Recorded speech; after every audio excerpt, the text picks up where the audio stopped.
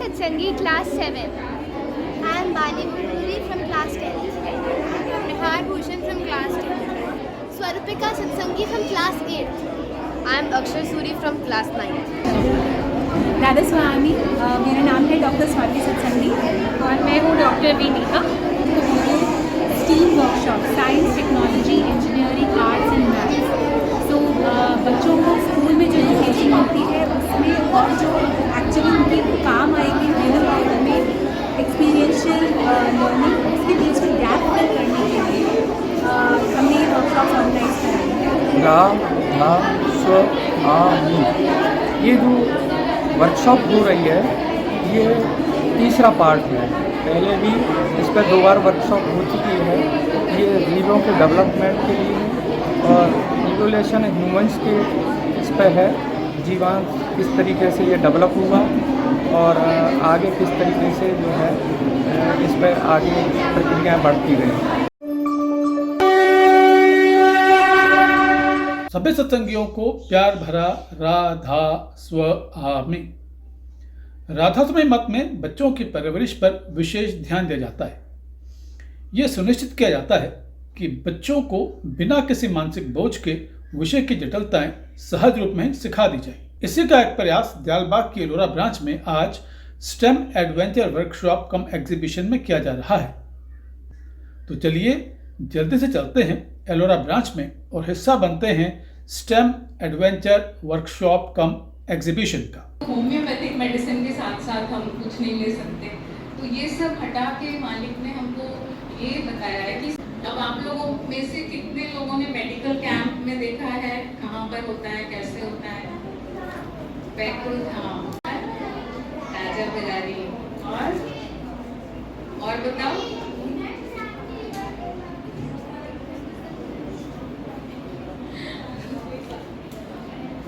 राजा बिरारी की फोटो आपको दिखाते हैं। देखो कांटा चला रहे हैं, जमीन समतल हो रही है जैसे अभी आपको मैम ने बताया। फिर हुजूर हमको कुछ आदेश दे रहे हैं कि किस तरह से हमको आगे बढ़ना चाहिए। बिल्कुल है ना, एम्बुलेंस भी है। ये देखो ये जो कैंप है ये सबसे पहला कैंप है, उसकी फोटो है 2010 में जब शुरू हुआ था। 4-5 दवाइयाँ और एक दरी बिछा के हम लोग गाँव के बीच में जाके 2 घंटे के लिए बैठ जाते थे और गांव के जितने लोग कोई बीमार हैं तो आके हमसे दवाई ले जाते थे। धीरे धीरे देखो कि कैंप राजा बरारी में लगने लगे और लोग आने लगे, बच्चे आने लगे और फिर ये देखो ब्लड टेस्ट भी होने लगा और दरियाँ बिछा के बिल्कुल जंगल में, ये बिल्कुल जंगल का सीन आप देख रहे हो, आसपास बिल्कुल पेड़ लगे हुए हैं। वहाँ पर हर तरह के टेस्ट, हर तरह के डॉक्टर्स मालिक की निगरानी में, मालिक जैसे जैसे आदेश करते गए वैसे वैसे ही मेडिकल कैंप वहाँ से शुरू हुए। ये देखो दिख रहा है आपको ब्लड टेस्ट होता हुआ, ये राजा बरारी के ट्राइबल एरिया में शुरू हुआ। और यहाँ तक कि अब टेलीमेडिसिन, आप जानते हो टेलीमेडिसिन क्या होता है? अच्छा, इसमें दिख रहा है आपको कि राजा बरारी से हम एक फोटो ऑनलाइन भेजते हैं पेशेंट की वीडियो कॉल करके और दूसरे एंड पे डॉक्टर उसको अटेंड करता है। दिल्ली का डॉक्टर हो, आगरा का हो, दयालबाग का हो, और फिर वही टेलीमेडिसिन के थ्रू उसका एक प्रिस्क्रिप्शन बन जाता है। तो अगर आज की डेट में अभी इस टाइम पे कोई राजा बरारी का पेशेंट हमको दिखाना चाहता है तो किस के थ्रू दिखा सकता है? टेलीमेडिसिन के। मान लो आप यहाँ बैठ के किसी स्पेशलिस्ट से बात करना चाहते हो, दिखाना चाहते हो, तो यहाँ तक इवॉल्व हो चुका है हमारा मेडिकल सिस्टम। आपको चल के जाने की ज़रूरत ही नहीं, ना डॉक्टर को आने की ज़रूरत। तो आपने देखा फिर ऐसे इसी तरह के कैंप हर जगह, गुड़गांव, नोएडा, मुरार, है ना, सब जगह दिखाए जा रहे हैं। और यहाँ वाला मेडिकल कैंप आपने देखा है ना, बैकुंठ धाम पे और पहले कृपलानी फील्ड पे हुआ करता था। तो छोटे छोटे बच्चे देखो यहाँ नेबुलाइजर वहाँ लेते थे और उसके साथ साथ मेडिसिन के साथ साथ मालिक के आदेश से वहाँ पे ब्लॉक प्रिंटिंग भी लड़कियाँ सीख रही हैं और ये देखो सॉफ्ट टॉय मेकिंग भी सीख रही हैं। यानी केवल आपकी फिजिकल हेल्थ ही नहीं, आपकी मेंटल, साइकोलॉजिकल, आपकी creational abilities, recreational abilities, computers, सब कुछ मेडिकल कैंप में इंक्लूडेड होता है। तो ये भी एक इंटीग्रेटेड होलिस्टिक कैंप की तरह चलता है। दिख रहा है आपको कितने सारे डॉक्टर्स हैं और कितने सारे स्टॉल्स हैं। इसके अलावा दवाइयाँ भी फ्री लिए यहाँ पर, है ना? The previous workshop we learned about the evolution of life on Earth. In this clock, we can see the Earth is squeezed in 24 hours. Explain what all you have done in the workshop. We made it stone tools like we have seen. We have उन्होंने tools बनाए just like जिस ज़माने में लोगों ने करा होगा, तो हम लोगों ने इनको एक्सपीरियंशियल लर्निंग के लिए इन लोगों से वो चीज़ें बनवाई जो उस पीरियड में ह्यूमंस ने सीखी थी करनी। तो उनकी टूल्स कैसे होते थे, उनकी ज्वेलरी किस तरह की होती थी, उनकी पॉटरी किस तरह की होती थी, ये दिखाया। फिर वो आगे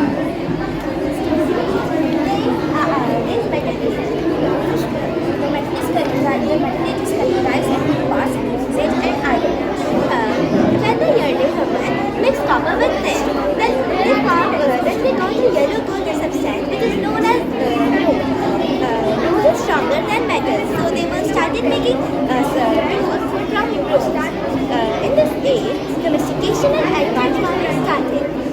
In this age, barter system also started, in which people exchanged their things with each other.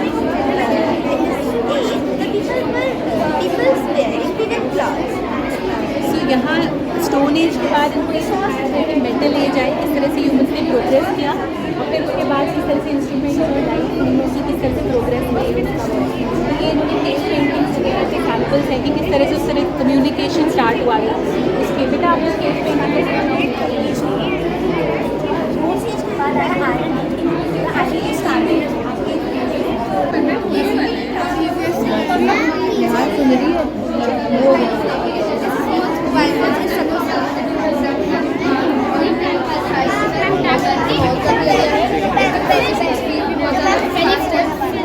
High memory, high storage बहुत ज़्यादा, जिसके कारण बहुत सारा डाटा स्टोर कर सकते हैं।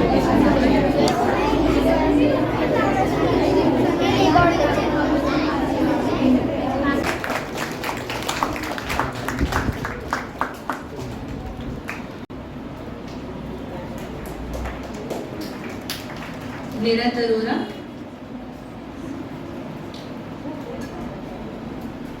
गुरुदर्श, शब्द मेहता, श्रृंगार,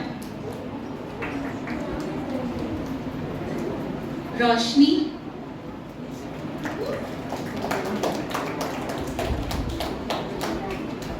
लहर,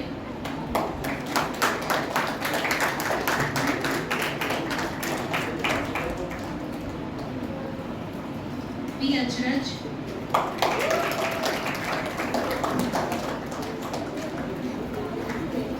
लक्ष्य गुप्ता,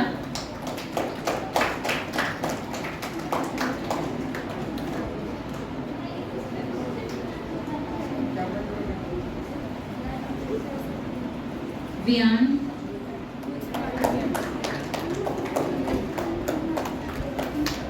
अक्षर सत्संगी,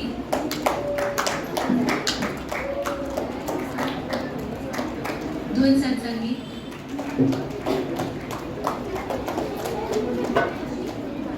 विद्या सत्संगी, दृष्टि भटनागर। बाकी बच्चे प्लीज बैठ जाइए। दृष्टि भटनागर,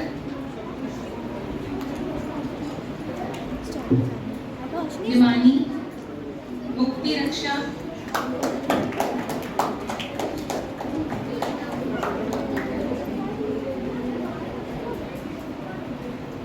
अलग सिंह, मुक्ति रक्षा अलग सिंह,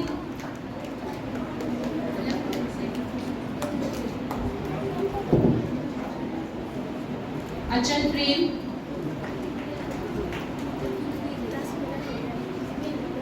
सूरज शब्दा, वी वानी एंड अगम शब्दा।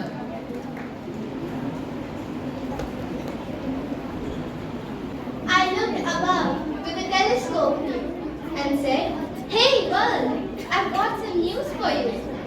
The earth's not still. It moves round the sun. Back in my day, this shocked everyone. I dropped 2 balls from the Tower of Pisa. It proved teaser and showed with brain and eye that science tells us how and why.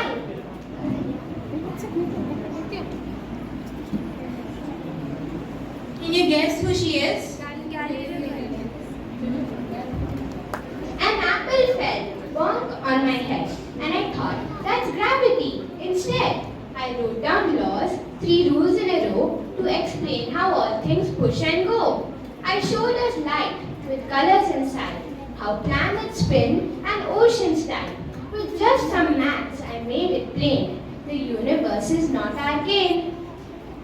Newton. Can you guess who she is?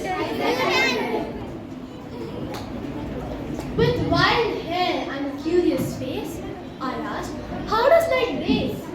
I thought of time as something that flows, that bends and moves wherever it goes. I said, energy and mass are one, like fire and fuel, like light and sun. My famous rule, E is equal to mc square, showed how power hides everywhere. I told you space is not just flat, it bends and twists. Imagine that. Because of me, we now can see that stars don't float, but bend with me. Who is this? I searched the secrets of black hole fate and showed that time cannot be straight. And I cannot speak through keys, not sound, but my voice in science still echoes around. I told the world with sharp delight that even darkness gives off light. And in a chair, though still in place, my mind went racing through time and space. Galileo looked up at the sky. Newton saw the apple fall. Einstein went both space and time. And Hawking heard the black holes fall. One by one, they lit the way, so we could learn, think, and say. Let me question, test, and try. With science wings, we too can fly. Thank you. इस छोटे से प्यारे से skit के कलाकारों से बात करना बड़ा ही संतोषजनक रहा। STEM एडवेंचर वर्कशॉप थी, कल्मिनेशन सेरेमनी थी और आज बेसिकली जो हमने इस पूरी वर्कशॉप में पढ़ा था विच वाज अबाउट साइंटिस्ट और about the evolution of life, वो सब हमने जो एक्टिविटीज़ की थी और इसमें जो सब हमने बनाया था वो सब हमने प्रेजेंट किया है आज to all the people who we have invited. और इसमें बेसिकली सारे बच्चे एक एक स्टॉल में था और वो उन्होंने एक्सप्लेन किया था जो हमने चीज़ें बनाई हैं। और हमारा जो स्किट था वो साइंटिस्ट के बारे में था जिनने एवोल्यूशन ऑफ लाइफ और बेसिकली डिस्कवरीज की थी जो जिन्हें हम आज यूज़ करते हैं या जिससे हमारी आर्ट डेवलप हुई। तो हम सब डिफरेंट ये चारों जो थे ये सब डिफरेंट साइंटिस्ट बने थे और मैं नरेशन कर रही थी और मैं सब बता रही थी कि ये कौन है और इन लोगों ने अपने जो साइंटिस्ट ही बने हैं इनके बारे में बताया कि क्या क्या बने थे और इन साइंटिस्ट ने क्या क्या डिस्कवर किया। वर्कशॉप की मतलब वर्कशॉप तो हर संडे 2 घंटे के लिए लगता था, तो अभी 5 संडेज रेगुलरली हम लोग वर्कशॉप में पढ़ने आते थे। एंड वर्कशॉप एंड हुआ था इस फ्राइडे क्योंकि संडे एग्जीबिशन हमने प्लान किया था तो फ्राइडे को एंड हो गया था। एंड एग्जीबिशन के लिए हम लोग ने मतलब स्टार्टिंग से ही प्लान था कि एग्जीबिशन हम लोग बनाएंगे, इसलिए एग्जीबिशन में सारे बच्चे जो सारे के सारे जो वर्कशॉप में थे सबको कुछ ना कुछ रोल मिला है। ऐसा कोई भी बच्चा नहीं बचा जिसे रोल ना मिला हो, हर बच्चा कुछ ना कुछ कर ही रहा है इसमें। तो जो वर्कशॉप में हम लोग जैसे साइंटिस्ट बने हैं, मैं गलीलियो बनी हूँ और बाकी सभी साइंटिस्ट यहाँ पे बने हैं।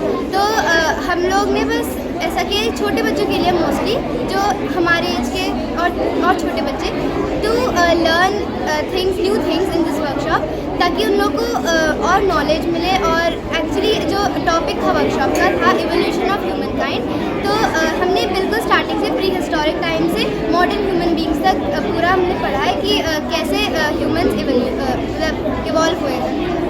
इस एग्जीबिशन से मैंने टीम वर्क सीखा and I learned about doing a play with my friends and the STEM workshop series was very interesting. It is done in a STEM way, so it's not only reading from a textbook. We learn in different ways. We do artwork sometimes, we sometimes write, we sometimes watch videos, we sometimes do plays like this so that we can memorize the stuff better and it will always stay with us. And this STEM workshop series have always been a very nice experience for me and I've always been looking forward to it. मैं workshop से पहले इसलिए बहुत excited थी क्योंकि मैं अभी छोटी क्लास में हूँ। जो इस वर्कशॉप्स में पढ़ाया गया है वो मैंने अभी पहले नहीं पढ़ा था कभी, तो अब मेरे पास जो ये सारी नॉलेज है वो अपने सारे जाके जो बच्चे इन वर्कशॉप्स में नहीं थे उनके साथ शेयर कर सकती हूँ और फिर सबको पता होगा, सबके पास ये नॉलेज होगी। और इसमें एक्टिविटीज़ बहुत एक्साइटिंग होती थी, उसमें एक्टिविटीज़ के थ्रू ही हमने सब कुछ सीखा। तो इस बार तो हमने बहुत ज़्यादा सीखा, जैसे कि उन्होंने बताया था कि इस बार हमने ह्यूमन एवोल्यूशन के बारे में सीखा था, उनकी अलग अलग स्टेजेस और प्री हिस्टोरिक टाइम से लेके अभी मॉडर्न टाइम तक हमने सारी चीज़ें पढ़ी, एज ऑफ एक्सप्लोरेशन। और हमने इस STEM वर्कशॉप में बहुत ज़्यादा चीज़ें कवर की थी और अगली वर्कशॉप के लिए मैं बहुत ज़्यादा एक्साइटेड हूँ क्योंकि हो सकता है अगली वर्कशॉप में हम कुछ ऐसा टॉपिक के ऊपर बात करें या कुछ ऐसे टॉपिक के ऊपर सीखें जो कि बहुत ज़्यादा मेरे लिए excited, I will be very excited for that. और हो सकता है कि उसमें बहुत ज़्यादा हमें मज़ा आए क्योंकि हम यहाँ पे एक्टिविटीज़ के थ्रू चीज़ों को समझते हैं जो कि उसमें और ज़्यादा फन ला देती है। और हमें बेसिकली प्रिंट आउट्स भी मिलते हैं जिसमें हम अपना होमवर्क शेयर करते हैं जिससे कि हमारे अच्छे से हम पढ़ाई कर सकते हैं। और अगर कोई हमें अच्छा टॉपिक के ऊपर अगर फिर से हम STEM वर्कशॉप अगर हम उसकी करेंगे तो फिर उससे जो हमारा जो बेसिकली जो डेवलपमेंट होगा बहुत अच्छे से हो पाएगा और हमारी मेमोरी भी ज़्यादा अच्छे से बढ़ेगी। इस वर्कशॉप कम एग्जीबिशन के बारे में मुख्य संयोजकों से बातचीत ज्ञानवर्धक भी थी और रोचक भी। राधा स्वामी, मेरा नाम है डॉक्टर स्वाति सत्संगी और मैं हूँ डॉक्टर विनीता। और हम लोगों की एक तीसरी यहाँ पे कोलैबोरेटर है आरती मिश्रा, जो सर्टन सर्कमस्टांसेस है यहाँ पर डिपेंड है और हम तीनों मिलकर ये वर्कशॉप्स यहाँ पर ऑर्गेनाइज करते हैं। हम इनको बोलते हैं STEAM workshop, science, technology, engineering, arts and maths. So बच्चों को स्कूल में जो एजुकेशन मिलती है उसमें और जो एक्चुअली उनके काम आएगी रियल लाइफ में एक्सपीरियंशियल लर्निंग, उसके बीच में गैप फिल करने के लिए हमने ये वर्कशॉप ऑर्गेनाइज कराई है। इनमें हम बच्चों के लिए टॉपिक्स पिक करते हैं और उनमें हम scientific, technological, engineering, art and mathematical aspects उनको समझाते हैं थ्रू हैंड्स ऑन लर्निंग। जैसे कि आपने यहाँ पर देखा होगा सारे बच्चों ने प्रोजेक्ट्स करे हैं, आर्ट वर्क करा है, कुछ ना कुछ पेंटिंग्स बनाई हुई हैं। इस पर्टिकुलर वर्कशॉप का हमारा जो एवोल्यूशन ऑफ ह्यूमन्स, इससे पहले जो हमने दो वर्कशॉप तो इस पर्टिकुलर में हमने इसे आगे करा जहाँ पर हमने ये बताया ह्यूमन्स की स्टोन एज से लेकर आज तक की डिजिटल एज में कैसे प्रोग्रेस है। जैसे कि कह रही थी कि हमारा तीसरा वर्कशॉप है। पहले वर्कशॉप में हमने beginning of time, big bang and how space started उस पर किया था। ये हमारे जो और दूसरा वर्कशॉप आते आते फिर हमने किया कि अर्थ फॉर्म हुआ एंड हाउ लाइफ की एवोल्यूशन ऑफ लाइफ का किया था। और इस वर्कशॉप में जहाँ से लाइफ से होमो सेपियंस वेयर मैन की हुआ, evolution of man from the caves, stone age से अभी तक आर्टिफिशियल इंटेलिजेंस तक हमने उनको पूरा समझाया। उन्होंने बहुत सारी एक्टिविटीज़ की, बहुत हैंड्स ऑन एक्टिविटीज़। तो the idea behind this workshop, जो ये वर्कशॉप्स होते हैं हमारे 5 सेशन को होते हैं एंड 2 to 3 months के दौरान में हम लोग करवाते हैं and every workshop is for about 2.5 hours। और जो बच्चे 8 साल से 14-15 साल तक के बच्चे mixed age group peer to peer learning होता है एंड इसके बाद हम, क्योंकि हम हर चीज़ में एवोल्यूशन दिखा रहे हैं किस तरह से शुरू से एंड तक आज की डेट तक हम पहुँचे हैं, तो अभी हमने ह्यूमन्स का एवोल्यूशन दिखाया। अब हम इसी में हम देखेंगे लैंग्वेज का एवोल्यूशन किस तरह से हुआ। तो अभी हम इतना बोलते हैं फ्लुएंटली, इतनी लैंग्वेजेस हमारी हैं, इतने हमारे तरह के मीडियम ऑफ कम्युनिकेशन होते हैं, ये हमेशा से नहीं है। तो हमारी लैंग्वेजेस किस तरह से डेवलप हुई अगले बार में हम वो बताएंगे।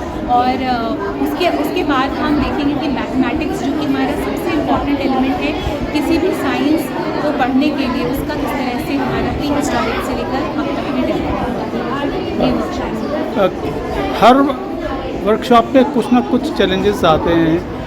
ये कहना गलत होगा कि हमें कोई चैलेंजेस नहीं आए, कोई मुश्किल नहीं आए। इस वर्कशॉप में क्या क्या चैलेंजेस आए, कितना चैलेंजिंग था इतने छोटे छोटे बच्चों को इतने हाई कॉन्सेप्ट्स देना और उस तरह से देना कि they have fun and they learn, कितना चैलेंजिंग था और कैसा रहा? क्योंकि ये बच्चे स्कूल के साथ ये सारी एक्टिविटीज़ करते हैं, I think our biggest challenge is always a balance, क्योंकि दूसरे एक्टिविटीज़ भी हैं और फिर ये भी हम संडेज़ को करते हैं, तो ताकि वो थोड़ा सा जो बैलेंस बनाए रखना is always a challenge.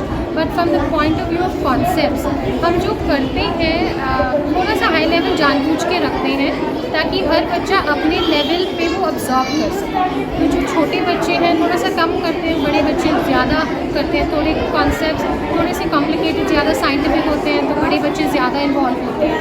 But हम लोग कोशिश तो हमारी यही होती है कि जैसे हम एक्टिविटीज़ करते हैं क्योंकि हैंड्स ऑन है, तो छोटे बच्चे भी इन्वॉल्व होके अपने लेवल तक जितना वो कर सके वो करते हैं। But the challenge is always है कि हम लोग सिंप्लीफाई कैसे करें बड़े बड़े जो कॉन्सेप्ट्स हैं, तो वो हमारी बहुत सारी हमारी मेहनत उस पर लगती है एंड वी ट्राई। तो कुछ जो बच्चे हैं जो सत्संग से जुड़े हुए हैं और जो सत्संग से नहीं जुड़े हुए, उनको क्या मैसेज देना चाहेंगे? मैसेज ये देना चाहेंगे कि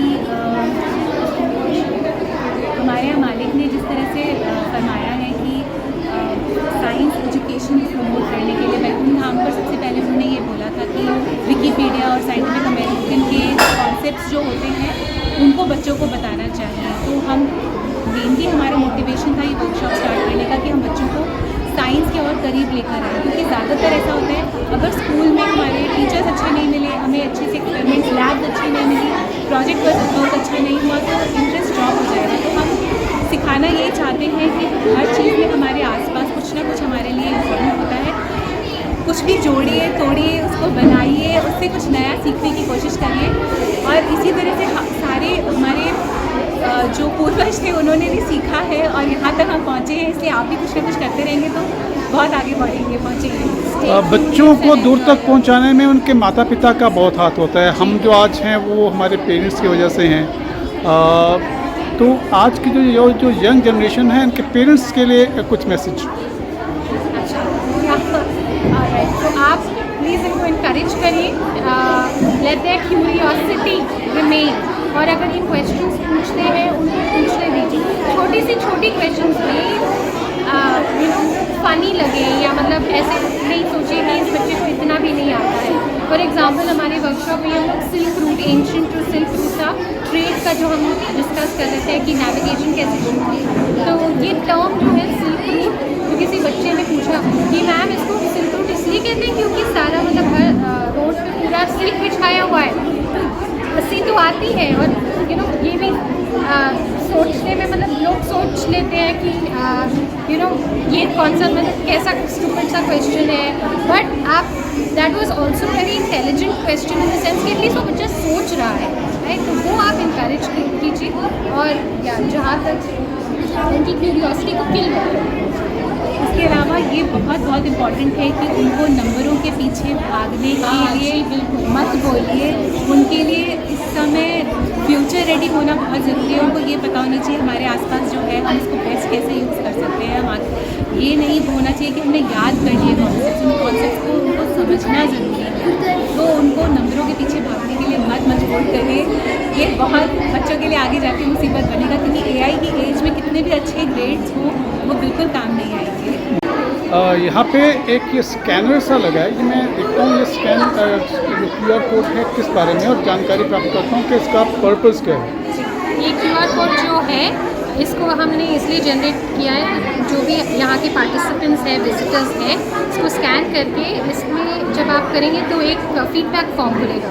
सो feedback is about suggestions but also answering questions, कि इन्होंने सब कुछ सुना उसके बाद जो क्वेश्चंस अगर वो आंसर कर पाएंगे नहीं, सब्जेक्ट बेस्ड क्वेश्चंस, ताकि it also gives as feedback कितना इन बच्चों ने अच्छे से समझाया और how well they were able to convey कि उन्होंने क्या उन्होंने किया आया वर्कशॉप में, और एंड ऑल्सो द विजिटर्स कि कितना उनको समझ में आया।